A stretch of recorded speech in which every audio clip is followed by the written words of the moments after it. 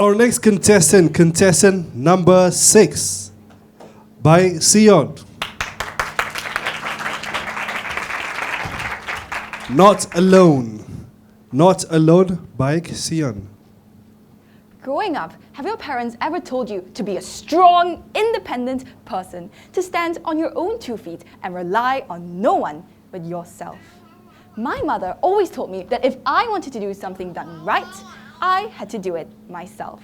So I learned to trust in my own abilities, believing that if I could keep everything under control, nothing could go wrong.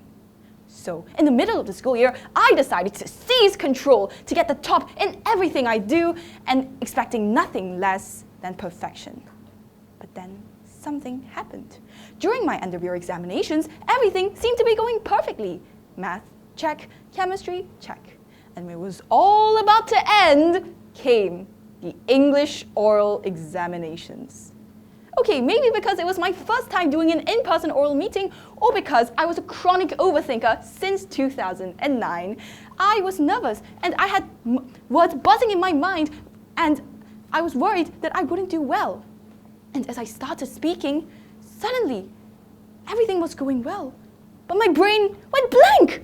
And for 20 excruciating seconds, all I could do was just stand there and think, what if this ruins everything? In a way, I was stuck in a cycle, convinced that my success hinged on how perfectly I performed.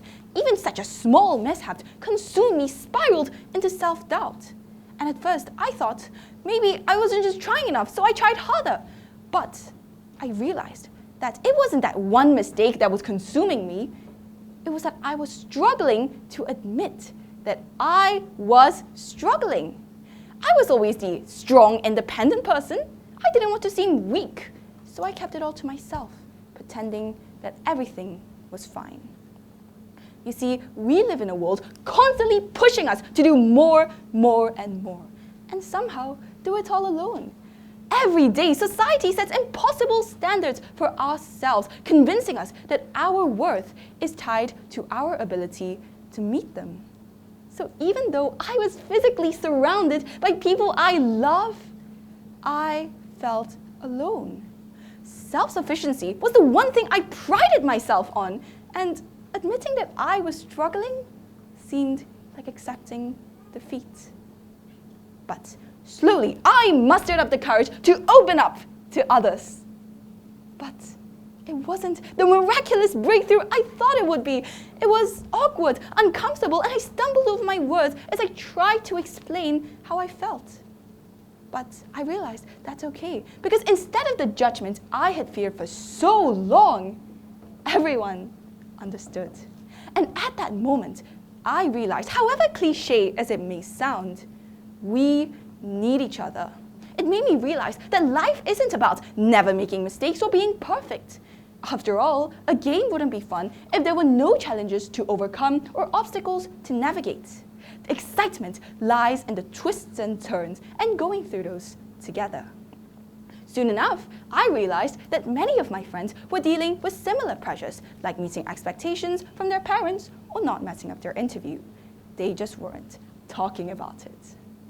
So you see, in this daunting world that we live in, I fully understand why my parents wanted me to become an independent person. But that doesn't mean we have to do everything alone. Sometimes I learned that it is best to just swallow up our pride and let people in.